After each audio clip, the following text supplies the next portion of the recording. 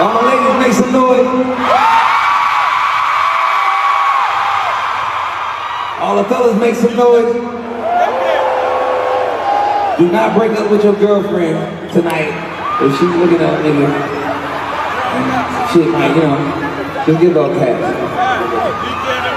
Oh man, so we are back with another Black Twitter video, man. Y'all heard Chris Brown, y'all see how he's speaking on that in the situation. So what's been going on is he's been doing these freaky diggy meet and greets, and we covered it before. But now y'all heard what he got to say. But dudes have really been dumping the chicks, and I told y'all, like, what dude will want to be with a woman doing this type of shit, like that fanned out, that groupied out? That's wild to me. So we have two situations. Let's go through them. This dude right here speaks on the situation, saying that this is chick right here. So this what fool got to say, Jared J. Sims. You put yourself out there. Let's talk about it. So he says, "This is my soon-to-be fiance. This photo has gone viral. This is her birthday present. In my head, I was convinced that a meet and greet means shaking hands and getting a signed, autographed, black and white picture or CD." I am heartbroken, devastated, embarrassed, and bamboozled. Once I seen this photo and seen how viral it's gotten with the insensitive, supportive comments, I ended the engagement immediately, going to the gym and start my life with Jesus until a new path is developed with the Lord's guidance. Funk everyone who supported her. Alright, man. So we got this situation right here. Let's peep. This is from Columbus. Oh, Columbus. Yep. Literally after my picture went viral, my boyfriend broke up with me about a week later after arguing because he felt like Chris was too close on me. I'm just like, it's one of the most respectable pictures. It wasn't like I was bending over grabbing my ankles. That's hot dog and bun. What the glizzy and bun? What you talking about? But I would trade my ex for meeting Chris Brown 100 more times. So definitely really worth it. Wow. Wow. That's crazy. Just meet fan out. Can't do it. Nah, can't do it. Alright, so we got Dude Dennis speaking on the situation. Now, you know, Dude Dennis, he get his fair share of groupie. Let's see what he got to say, man. And to be honest, I agree. Alright? The nigga shouldn't have never broke up with his girlfriend over the fact that she took a picture with Chris Brown. I think the nigga should have never cuffed in the first place. He should have never cuffed in the first place. Real talk. Because you gotta learn. No, just hear me out. You gotta learn and you gotta get to know the people that you get in a relationship with. And how you do that, you do it by asking questions and shit. Like me personally, I don't believe in celebrity crushes and shit. I think everybody is human. Facts. And I think that, you know what I'm saying, it shouldn't be any like exceptions on how to act towards anybody just because of their like social status. You know what I'm saying? Like, I don't think that's how. I don't think you should be able to disrespect your partner just because somebody has a certain status. You know what I'm saying? Whether it's celebrity or athlete or artist, whatever. I just don't think that I don't think that's an excuse for real. So I don't think the nigga should have cuffed her anyway, but that's pretty much his fault because he should have had that conversation. Like, that's one of the first conversations I had with somebody. I think someone like myself, even though I'm smaller, I almost had 100,000 subscribers on my main page, but I'm a small content creator. Sometimes people notice me when I'm out at the gym or whatever, but not all the time. I can live my damn life, but at the same time I know what I want for my future, and that's me speaking. Now, do situation, similar situation, way different. Like, he's out, people notice him for sure. So I'm sure that he's looking at it like, that's kind of weird that people would give it up to me easy. So imagine your chick being one of them chicks. Like, yeah, have you all ever watched this dude, his vlogs when he's on South Beach down here in Miami, how the chicks are acting? Imagine that, them chicks being like that for someone else. That's weird. Well, I ain't fucking with it, but that's that right there. Next story though. So we got Jada, the baby mother of Lil Baby. She's speaking on her situation when it comes to dating. A lot of the headlines are mixing up her words. You know, they're trying to spice it up. Like this headline right here reads, little baby's baby mama Jada Waiter says she prefers wealthier men. I'd rather be dogged by a rich man than a broke man. I haven't seen her say that quote at all. But an interesting conversation did come from this. Let's continue. Yeah. Can a guy have less than you and you fuck with him? Oh, why you saying low? I ain't hear you. You clear your throat? Yeah, no. No, I ain't hear you. That's what I'm saying. Oh, yeah, no. Oh, I'm not. I have to have. I feel like that's one of my. As a man, I feel like you just should have more than me. Like, yeah, because dating somebody that doesn't have more, they're gonna try to make you feel less than as a woman. That's how I feel genuinely. I know girls who are more dominant in the relationship as far as financial status, and their boyfriends try to dog them out just to make them feel like they not that bitch. And I never want to be a part of that. But if I'm gonna be in a relationship, I'd rather it be with somebody that that can benefit me rather than somebody that's taken away from what I got going on. Because these men that don't have the financial status that you have, they are gonna try to just make you feel like you not her. Mm-hmm. I've seen it. I have plenty of friends that got hella money and they got a regular guy. Now let's look at some comments. I'm gonna read some interactions that I have as well. So this person says, basically opening doors for men to disrespect you. There are some men, not all, that will feel some type of way when you're doing financially better than them. And there are some that don't care. True. 85% of women feel this way. This shit is exhausting. Did she actually say what's in the quotations in her caption? Because I didn't hear it. I didn't hear it either. Y'all tell them to choose better, and when they do go after financially responsible people, it's still an issue. This person says, Jada actually said when a man doesn't have more money than you, they'll try to dog you, make you feel less than, small, etc. to make up for them not having more money than you, and she's right. I'll get to what I want to say, but let's read some more interactions from other people. You both have to be on the same level of tenacity and goals and everything. That's the key. It's about the level of the goals and everything. The potential, I get the potential, but as far as like the person's real tenacity, their ambition, how they're working, you can really see based on that what their trajectory to be, because 2 + 2 = 4 more often than not, especially if that person's good with risk management. But continue to say, otherwise they'll try to run you into the ground, and emotionally, mentally, spiritually, and even physically. But no need to be dogged out by anyone regardless of financial status. There's a person that can check all boxes. No, this is not men. She's not speaking for all men. Maybe the men she has encountered. We have to stop centering all men do this. I'm going to need people to heal. So what's her explanation for why a rich nigga be dogging her ass publicly and repeatedly? This lady says, when a man has more than you, he will also make you feel less than, small, etc. Women just accept it more because he has money.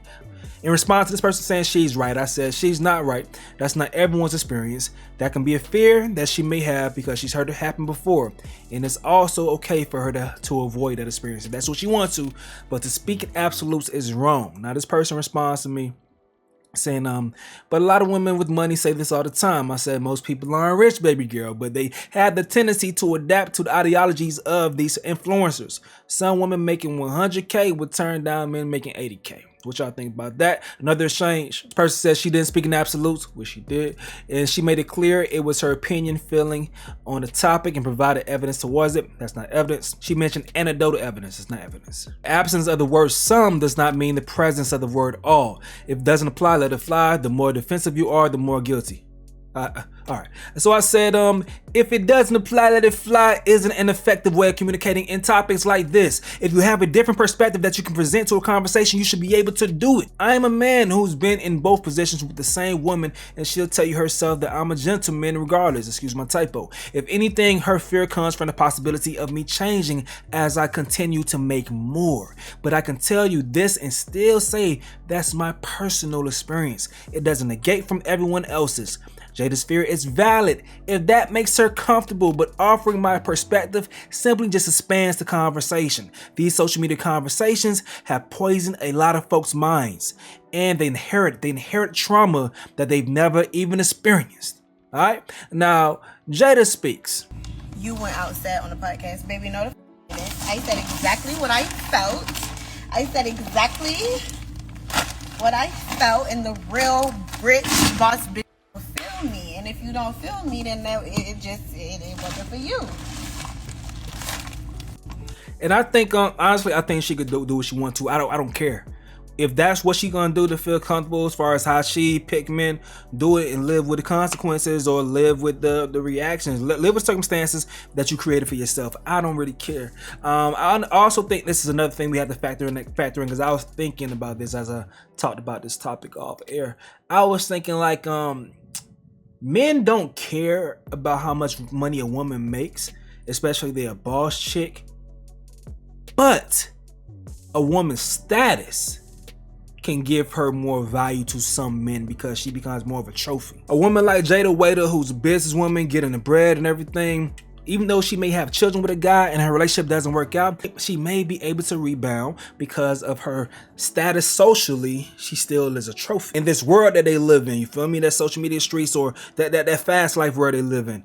But a regular boss chick woman may not be as attractive, X, Y, and Z. I'm sure they're not gonna have the same amount of options as Jada. So my purpose of saying all this is just be careful when you're listening to influencers as they're trying to go ahead and give you advice on how to live life, when more than likely you will never go through the same circumstances as they may go through. You may never, ever, all right? Be careful with that shit. Next story though.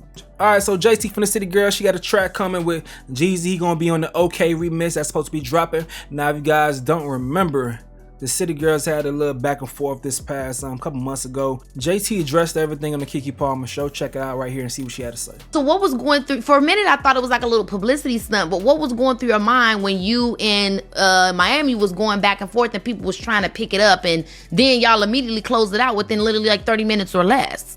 Like, were you gagged or were you like, I don't care? From which side? Like, from my side? Just gagged that it was a public thing. Like, gagged that, okay, we really online, me and my girl really online going back and forth. I mean, it's not that unusual. Y'all are just popular. No, I wasn't gagged. I knew that it was gonna end up there. It was gonna end up somewhere, but I wasn't gagged. And I was more so hurt than gagged. I would say that. Like, I did not want that to happen. But it's just like when you get to the point of ego and it's like it gets there, you know, you forget to express yourself in a private setting, or you forget to talk like adults because it's both of us getting this attitude of who the f you think you are, you know? And then it's just like it happened, and it was stupid, and it's done. It's over with, and now it's funny to both of us. You guys now it's handled it hilarious really well. to both of us. Now it's just a funny thing in time to us. Like, I can't believe you know. Yeah, you guys handled it really, really well. I just, like I said, I feel like when we do speak on it and whatever happened, if we ever speak on it, she should be able to tell her side or how she feel, or like, you know, because we both were dead ass wrong. It wasn't no right person in that situation, and I feel like that's just something that we should talk about as adults. Like, cause it's a key now. Like, it's very funny. Like, when I think about it, I can't believe it.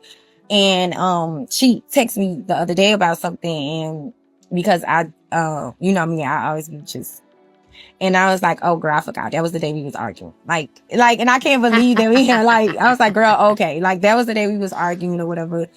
And that's why, but literally it became a laughter in history. Like, it's just like something that we both will never forget, and I'm glad it didn't get out of hand. It was very you. It wasn't personal. It would never be personal. It would never be no tea spill.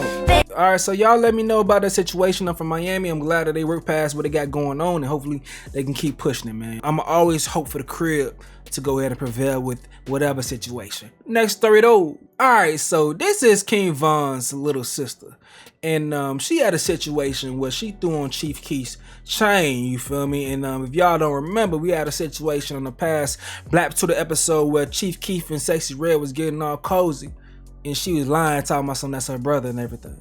So Sexyy Red kind of felt some type of way because Chief Keef calling her her boo, and she was wearing the chain and all that shit. So Sexyy Red decides to respond by taking the man's chain and putting it in the crotch and saying, I don't care who wear this motherfucker now. Okay, so Kayla B responded. King Von's sister once again responded with her posting her kissing Chief Keef, and Sexyy Red says, how I taste. Wow. Wow. Now she goes on Kayla pages and says, "Where you at? We finna come get you," to her, and then goes on to her Twitter and says this right here. You posted a couple times. I guess she was trying to get the right take. You can't run me off that easy now. I guess we gotta share that dick. We sharing these niggas. You know what I'm saying? You can't run me off that easy, baby. We gonna have to share that dick, okay? Okay, sister. Then proceeded to post pictures with her and Chief Keef. Okay, sister. That led to Kayla responding saying, "My period juice all on his outfit." Posting stories with Sexyy Red song playing in the background. Nigga, we go together. Tell them hoes we go together. He like how you fit that ass in them pants. You wanna see me, but you better have them pants. I'm with my pictures. So that's that right there. Well, folks, a day in the life of Sexyy Red. Next story though. All right, so y'all gotta peep this shit right here, man. How you doing? What's up? Good. Nice to meet you. What's up? How y'all feeling? That shit. You look good, baby. What's up? Hey, can I get like a hug? I need this. You know you so fine. I'm interrupting. Oh, my bad. I forgot. God damn. My bad. What's up? Oh, I got caught up in the moment real quick. I see that black melanin, like I just don't know what to do with myself, you know? And dark-skinned women, oh shit, just do something to your boy. Type shit. Who's our guest? Hey, how you doing? Oh, hi. Hey. So, that must be a skit or some shit, but people are mad at them folks. Well, my bad, her in particular, they upset with her in particular because they like, how you gonna act like you gonna pop your balloon and still try to go ahead and hate in the situation, man? Shut your ass to the side and move away. Move away, man. Okay, so speaking of, we had Long Beach Griffey saying how women treat men on that balloon pop dating show. Let's see. Introducing our first contestant.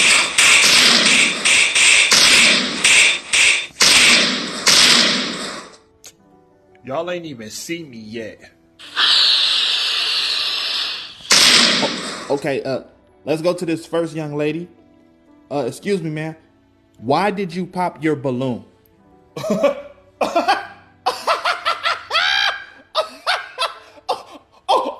Oh, you were serious? You were... No! I thought this was a joke! No. Let's move on. No. Let's move on to the next girl. Ma'am, why don't like the glasses? They make you look like a minion. You're bald. You're bald. You are bald. Your head is shaped like a thumb. You look like the thumb people from Spy Kids. Your gap is dumb. Grown-ass man without straight teeth. Imagine. I should punch you dead in your shit for even coming out here and embarrassing the black community like this. But I really enjoy your movies, Mr. Tyler Perry. I do. Okay, moving on to the next. Ma'am, why did you pop your balloon? I don't think there's anything wrong with you. I just don't date my grandfather's friends or anyone who looks like they fought in the same war as him. So it's a no for me. It's not my vibe. Oh, okay. Let's move on to the next woman. Man, why did you pop your balloon? Get him away from Get him away from me! Get him away! Hey, can somebody get her a bucket, please? Can somebody please get her a bucket? Yo, let's move on. Let's move on. Yo, ma'am, why did you pop your? She just shoot herself. Oh my God. I get it, sis. Pass the gun. She took her life. Oh my God. Wow. Yo, first time in balloon game popping history, yo. You made her take her own life. No. You made her take her own life. No. Yo, I'm gonna have to ask you to leave, Mr. Ugly Man. Okay. Mr. Ugly Man, I'm gonna have to ask you to leave. Mr. Ugly Man! You need to leave, Mr. Ugly Man! Mr. Ugly Man, you need to leave! Okay. Leave! Okay. Yo, subscribe to the YouTube channel, man. Click that like button, man. Introduce. Hey, man, Long Beach Griffey is crazy, bro. Next story, though. Okay, so for the wholesome moment of the day, we got the Olympic trials they're going on right now. Sexyy Richardson, shout out to you, girl. You proved us wrong. Honestly, you proved us right because we figured out if you tighten shit up, do things the right way, you're gonna reach your potential. You're doing that, baby girl. And we have to praise you because we slandered you before. Good shit. Keep doing your thing, Sexyy. We are proud of you, all right? And also, shout out to TT Terry from down here from Miami, Northwestern's own, man. She's on the way to the Olympics as well. This story right here is dope as hell. We got Quincy Wilson, a 16-year-old who was competing in the 400-meter final, man, doing his thing. He came up shy, but he may be able to be in the 4x400 meter relay pool. I'm not sure if he's gonna go or not, but this is what he had to say right here. Well, like I said, I don't know if my season's over yet. I don't want to prepare. I don't want to go out and go eat some ice cream too soon. You never know. I don't want to do that too soon because you never know I could be getting that call and I have to regroup. So I'm going to just keep my head and keep praying on it and keep thinking that I hope I make the team because you never know what can happen. They may take somebody from the 200, they may take somebody from, so you don't really know when it comes to USATF, but all I know is that I gave everything that I had and some, and so that's the main thing. I can't go back and be disappointed because at the end of the day, I'm 16, running grown man time. All that talk, my boy. So Magic Johnson's looking now. He says Quincy Wilson was just shy of making the USA Olympic team this year at only 16 years old. Even in defeat, he took the track world by storm, breaking 2 under-18 world records in the 400 meter. He ran a 44.66 in the first round and then broke his own record in the semifinals, running a 44.59. Magic then invited him and his family to sit in the suite with him to watch the Commanders play the season, and Quincy says, I would love to. Alright, so that was the wholesome moment of the day, man. Make sure y'all go ahead and smash the like button and subscribe if you're new to this channel. It's your boy Stacy. I'm out.